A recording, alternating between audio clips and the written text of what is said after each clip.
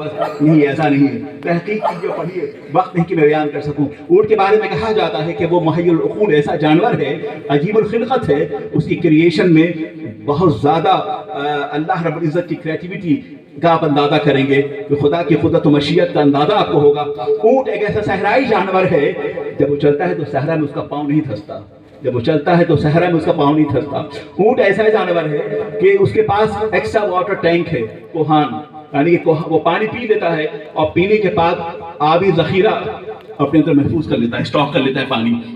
جب وہ صحرا میں چلتا ہے، اسے پیاس لگتی ہے تو اسی انٹرنل سسٹم ہے جنریٹ کرتا ہے اسے، اور ایک ایسا پمپنگ نظام قدرت نے رکھا ہے اس کے اندر کہ اس کے پیٹ میں ٹینک میں موجود جو واٹر ہے، پانی ہے، اس کے جسم کو سپلائی کرتا ہے اور اس کی تشنگی دور ہو جاتی ہے۔ اور پھر جب وہ پانی بھی ختم ہو جائے تو اونٹ کے کوہان کی چربی پگھلتی ہے اور وہ جنریٹ ہوتی ہے ان ٹرمز آف واٹر، پانی میں وہ کوہان کی چربی تبدیل ہو جاتی ہے اور اسے پھر پیاس کا اندازہ نہیں ہوتا، پانی پیتا ہے، ذخیرہ محفوظ کر لیتا ہے، ذخیرہ ختم ہو جائے پانی کا تو وہ چربی پگھلتی ہے کوہان والی اور پھر وہ اپنی پیاس کو بجھا لیتا ہے۔ اونٹ راستے میں جب چلتا ہے تو رات کے وقت وہ ستارہ سناش ہوتا ہے، وہ کبھی ستاروں کو، وہ ستارے دیکھ کر وہ منزل متعین کرتا ہے۔ رات کے وقت سمندر میں چلنے والا مسافر ہو یا صحرا کے اندھیروں میں چلنے والا مسافر ہو، صحرا اور بیاباں کے بے نشان راہوں پر انسان بھٹک سکتا ہے، مگر اونٹ کی صحبت اور رفاقت کا عالم یہ ہے کہ وہ اپنے آقا کا وفادار ہوتا ہے اور کبھی بھی منزل سے بھٹکتا نہیں ہے، وہ ستارہ شناش ہوتا ہے، وہ ستاروں کو دیکھ کر اپنی منزل کو پہنچا کرتا ہے۔ اونٹ کا عالم یہ ہے کہ جہاں پانی نہ ہو اس کے اندر قوت شامہ، سونگنے کی طاقت اتنی زیادہ ہے کہ وہ زمین کے ریت کے ذرات کو سونگ کر یہ بتا دیتا ہے کہ وہاں کہاں پانی ہے، وہ بھوک رہ کے مر جائے مگر کبھی بھی اپنے سوار کو دھوکہ نہیں دیتا۔ یہ اونٹ کی مثال قرآن پاک میں پیش گئی، جس کے اندر وفاداری ہے، جس کے پاس امانتداری ہے، جو صحرا کا مسافر ہے، جو ستارہ سناش ہے، جو اپنے امانی کا وفادار ہے۔ مسلمانوں، اے صحرا کے بکینوں، اے پتھر میں رہنے والوں، اے بت کو پوجنے والوں، اے خدا کے علاوہ کسی اور کا سجدہ کرنے والوں، کم از کم اونٹ سے تو تم سبق سیکھا ہوگا کہ یہ اونٹ جس مالک نے اسے بنایا ہے اس کا وفادار ہے، یہ عہد بھی کرتا ہے، یہ وعدہ بھی کرتا ہے، یہ وفادار بھی ہے، یہ امانت دار بھی ہے اور یہ اپنے ماننے والوں کو، اپنے مسافر کو کبھی دھوکہ نہیں دیتا۔ دیکھو اونٹ کو کہ اللہ نے اونٹ کیسے پیدا کیا ہے، سمجھا آپ نے کچھ؟ افلا ينظرون الى الابل كيف خلقت والى السماء كيف رفعت، اور دیکھو کہ اللہ نے آسمان کیسے بلند کیے، بغیر کسی پیلر کے، بغیر کسی کھمبے کے اللہ نے آسمان کو بلند کیا ہے۔ والى السماء كيف رفعت والى الارض كيف سطحت، اور دیکھو اللہ نے زمین،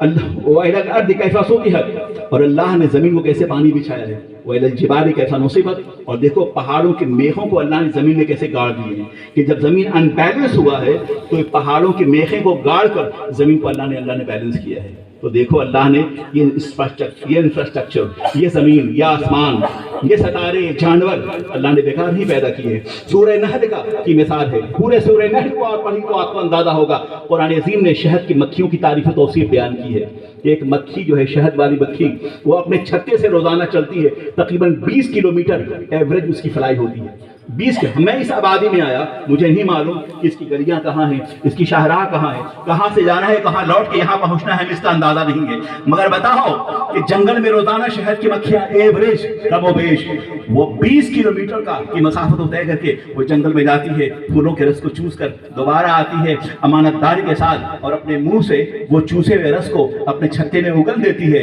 اور پھر اس کو فالو کرتی ہے اپنے کسی بادشاہ کو۔ آپ جانتے ہوں گے کہ شہد کی مکھیوں کی کوئین ہوتی ہے، رانی ہوتی ہے، وہ اس کو فالو کرتی ہے۔ روزانہ 20 کلومیٹر کا سفر ہوتا ہے، درمیان سے لوٹتے وقت وہ کہیں راستہ پھٹکتی نہیں ہے۔ کون ہے جو شہد کی مکھیوں کو اس کے چھتوں سے نکال کر جنگل تک لے جائے، اور وہ کون انسین طاقت ہے، غیر مرئی قوت ہے جو دوبارہ ان شہد کی مکھیوں کو اس کے چھتوں تک واپس لاتا ہے؟ وہ اللہ کی ذات ہے، وہ خداوند قدوس ہے، وہ رب کائنات ہے، جس نے شہد کی مکھیوں کو یہ توانائی عطا فرمائی کہ وہ اللہ کی اطاعت کرے۔ وہ درمیان میں شہد کی مکھیاں پھولوں کے رس کو چوستی بھی لوٹتی ہیں تو کسی گندگی پر نہیں بیٹھتی، اس میں نفاست بھی ہے، نظافت بھی ہے، پاسداری بھی ہے، وفاداری بھی ہے، اپنے اللہ کی اطاعت بھی ہے۔ یہ تمام چیزیں شہد کی مکھیوں میں میں رکھی گئی ہیں، کم از کم تم اشرف المخلوقات ہو تو شہد کی مکھیوں سے سبق تو سیکھو کہ اللہ نے تمہیں کتنا کیسا پیدا کیا ہے۔ جب شہد کی مکھیوں کی تعریف و توصیف اور اس کی فواکیشی کا عالم یہ ہے تو بتاؤ تم تو اشرف المخلوقات ہو، تمہاری ذمہ داری کیا ہوگی؟ آؤ اس نظام حیات کی طرف جو سرور کائنات لے کر آئے، آؤ اس نظام حیات کی طرف جو اللہ کے رسول لے کر آئے، آؤ اس دین کی طرف جو دین تمہیں حیات و بخشش دیتا ہے، آؤ اس مرکز حیات کی طرف جہاں سے کامیابی کی شاہراہیں کھولتی ہیں، اور یہ سب کے سب آپ کا انتظار کر رہی ہیں اس یقین کے ساتھ کہ قوت عشق سے ہر پست کو بالا کر دے، دہر میں اسم محمد سے اجالا کر دے۔ سبحان اللہ۔ حضرات اب آپ تمامی حضرات تھوڑی دیر کے لیے تشریف رکھیں، ممبر پاک پہ آپ علماء کرام اور مشائخ اعظام کا نورانی قافلہ آپ ملاحظہ فرما رہے ہیں، دیکھ رہے ہیں، اور آپ کا محبوب ادارہ جامعہ فیضان مخدوم کا یہ 14واں سالانہ عظیم الشان روح پرور جلسہ اور اس کے ضمن میں جشن دستار بندی حضرت حافظ وقاری طیب صاحب قبلہ مدد اللہ العالی، جنہوں نے ہر سال آپ تمامی حضرات کے دروازے دکان پہ گاؤں جا کر آپ تمامی حضرات سے تعاون حاصل کیا، اسی تعاون کا ثمرہ آج وہ پیش کر رہے ہیں حفاظ کرام کی شکل میں۔ آپ کا محبوب ادارہ جامعہ فیضان مخدوم نے آپ تمامی حضرات کو 2 حافظ قرآن کی شکل میں امانت کے طور پہ یہ حافظ قرآن کو پیش کیا ہے۔ حضور شیر اہل سنت، پیر طریقت، رہبر راہ شریعت و طریقت، شہزادہ حضور مفتی اعظم اڑیسہ حضرت علامہ الحاج شاہ سید آل رسول صاحب قبلہ مدد اللہ العالی، اور خطیب عالم اسلام مصلح قوم ملت حضرت علامہ فروغ القادری صاحب قبلہ، اور قاضی شریعت نور الدین آل رسول حضرت علامہ مولانا سید عرف رسول صاحب قبلہ اور دیگر علماء کرام سے